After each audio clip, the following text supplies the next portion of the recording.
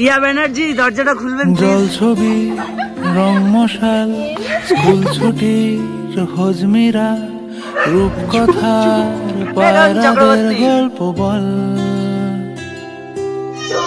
চলো এটাই আশায় ছিলাম। বন্ধু চল সাইকেলো গাড়ি ও নাহি সাইকেলো উল্টো পাল্টা গান দিও না ভাই। Hello guys, welcome back to my channel Nishita Mondal. তো এখন আমরা যাচ্ছি আবার বাড়ি থেকে বেরিয়ে। হ্যাঁ, কারণ তোমরা তো সবাই জানো যে আমাদের একটু ফ্যামিলি প্রবলেম আছে, যার জন্য বাড়িতে থাকতে একদমই মন টিকছে ভালো লাগে না, ওর জন্য মনে হচ্ছে কোথা থেকে ঘুরে আসি, কোনো সময় বাড়ি ভালো লাগছে। হ্যাঁ, আর বাড়িতে যেহেতু ঝামেলা আছে, বাড়ির দুজনে মিলে না সত্যি থাকাটা খুবই অসম্ভব ব্যাপার। জানি না কবে এই সমস্যা থেকে মুক্তি পাবো আর কবে এই ঝামেলা ঠিক হবে। যাই হোক, ঘুরে ঘুরে বেড়াচ্ছি আর কি। আর গরমে ঘামের অবস্থা দেখো, শুধু আমাদের বাড়ি থেকে বাজার অব্দি এসেছি, তাই এই অবস্থা। তো চলো আমরা কোথায় যাচ্ছি সেটা আগে বলি। আমরা যাচ্ছি মিঠুন আর পিয়াদের বাড়ি। হ্যাঁ, প্রিয়ান স্টোরি তোমরা তো জানোই, ভীষণ ফেমাস ব্যক্তি ওনারা।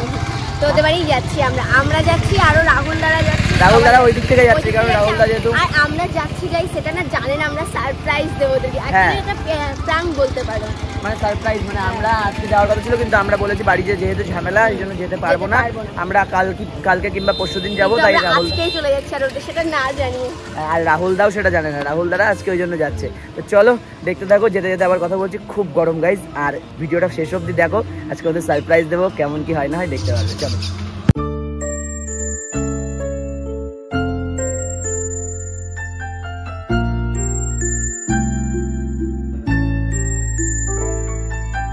দিশাহীন চোখে খুঁজে যায়, শুধু খুঁজে যায় কি আশায়।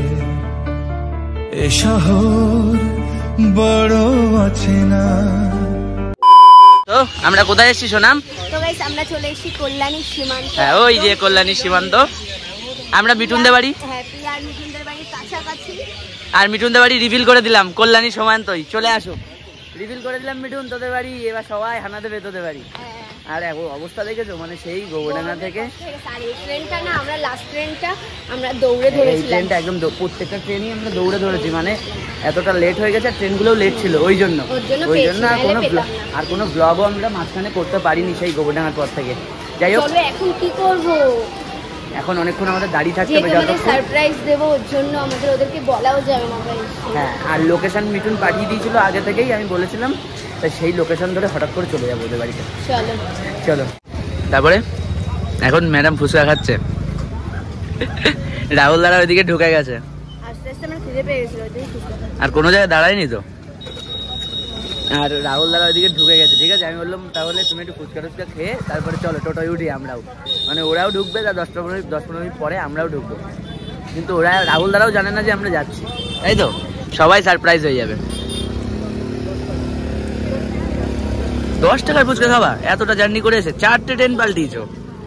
4টে ট্রেন চেঞ্জ করেছি গাইস। মিঠুন তুই ভাই কোথায় থাকিস আর কি বলবো, ও পিয়ার ছাড়া। চলো একেবারে কি মিঠুনদার ওখানে গিয়ে দেখা হচ্ছে, সারপ্রাইজ মোমেন্ট। কোথায় যে মিঠুনদের বাড়িটা কে জানে। এই যে লোকেশন দেখে দেখে আমরা যাচ্ছি, বলো। চলো আজকে গিয়ে ধাওয়া দেবো। চক্রবর্তী আর পিয়া ব্যানার্জি। পিয়া ব্যানার্জি দরজাটা খুলবেন প্লিজ। আমরা কুকুর দেখে বলছি কি, এই কুকুর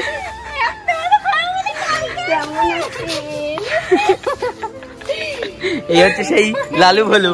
রাহুল দাদা কোথায়? রাহুল দাদা কই? হ্যাঁ, আস্তে আস্তে আস্তে আস্তে আস্তে আস্তে আস্তে গিয়ে বসে পড়ো।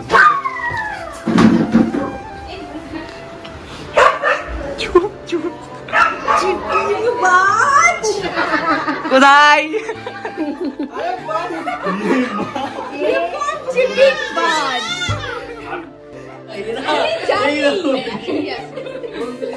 শখের মানুষ ত্যাগ করেছি, বস মনটা তো বাজার হলেই।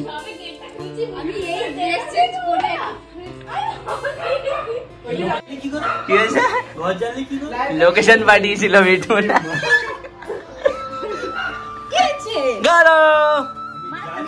রাত করে মেডন চক্রবর্তী যখন ফোন করছিল তখন মনেই হচ্ছে না যে আমি দেখে আসছি। আমি যখন সীমান্ততেই বসে রয়েছি, রাহুল দা কখন ঢুকবে তারপরে আমি ঢুকবো। তাহলে ওখানে দেখা হলো না কেন? আমি অন্য সাইডে হয়তো ছিল। বলতে পারতিস যাওয়া চলে এসেছি। বললে কি সারপ্রাইজ থাকতো? চলো চলো, এটাই আশায় ছিলাম। আমি জানি একটা ঝোলে একটা গন্ডগোল আছে কি বলছে, একটা সারপ্রাইজ আছে। আমি বলছি আল্লাহ কি করলো, ওটা মুখটা প্রথমে দেখিনি, ওই নিশিতা মুখ দেখিনি, একটা জামাটা চোখ পড়লো। আমি বলে অন্য কেউ হলো, মুখ দেখি খাও। কে বানিয়েছে? প্রিয়া আমাদের জন্য পাস্তা বানিয়ে এনেছে চিজ দিয়ে। ওরে বাবা, প্রিয়া বানিয়েছে পাস্তা। এখন প্রিয়া ভাবছে আমার এত কষ্ট করা একদম সফল হলো, সবাই আমাকে ক্রেডিট দিচ্ছে। প্রিয়া বানিয়েছে খাস্তা, খেতে একদম লাগছে খাস্তা।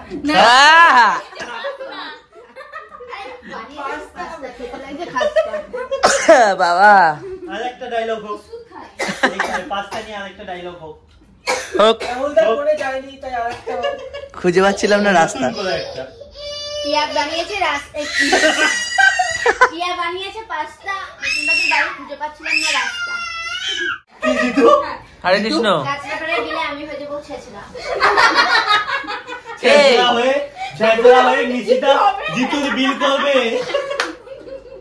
কোথায় যাবো এখন? এখন যাবো আমরা চিকেন রোল খেতে। চিকেন রোল খেতে? এর অবস্থা দেয়। বলো তো গাইস চলো এখন একটু ওই পাস্তা টাস্তা খেয়ে এখন আমরা যাচ্ছি। আচ্ছা কোথায় যাবো? সামনে মার্কেটে। তো পিয়ার এটা আছে পিয়ার চেঞ্জ করার আছে, আর আমাকে আছে চিকেন রোল খাওয়াবে। চলো। আর ইনি কি কিনবে? এই যে শখের মানুষ এর কানের দিনটা কম আছে তাই কানের কিনবে, শখের মানুষ তাই তো। কালকে আমি করব চুল, আর কালকে আমি করব চুল কাটা। ওটা কালকের ব্লগে। কি জানো কাঁচা পাড়া যাবো পরশুদিন। ওরে হরি রে, এ তো সব প্ল্যান করেই এসছে মিঠুনে। বলতেই পারছে না কি করবে, মানে এতটাই এক্সাইটেড। চলো। রাহুল দা কিন্তু একটু চুপচাপ, কারণ রাহুল দা জানে আমার তো বাজ যাবে, তোরা কাঁচা পাড়ার কথা বলিস না।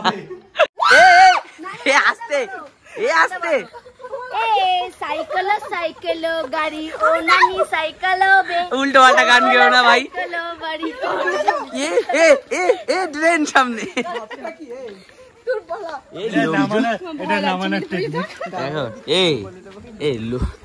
দাঁড়া এই লোকজন বাইরে দাঁড়িয়ে দেখছে কি সাইকেল থেকে নামানোর টেকনিক।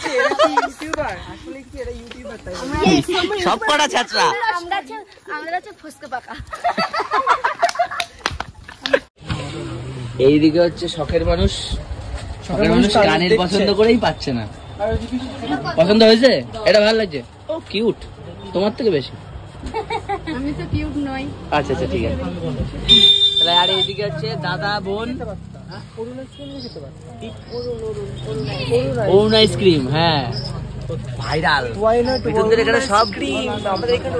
এখানে সব ভাইরাল। আমি দেখেছিও। তা এখান থেকে খেলে খাও। আমি ওটাই খাবো, এখন খাবো। আমার কালকে খাবো অরুণ আইসক্রিম। দেখো তুমিও কোন দোকানে নিয়েছো? এটা খাবে? তুমি সবসময় ছোট ছোট জিনিস পছন্দ করো কেন? কারণ আমি ছোট। আমি আইসক্রিম খাচ্ছি, ভিডিও কর। চলো ভালো। তাহলে আমি এটা খাবো।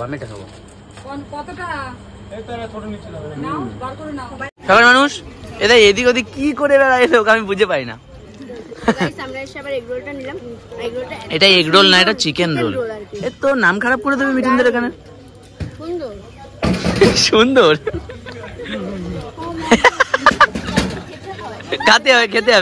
খেতে হবে। ভিডিও করছে।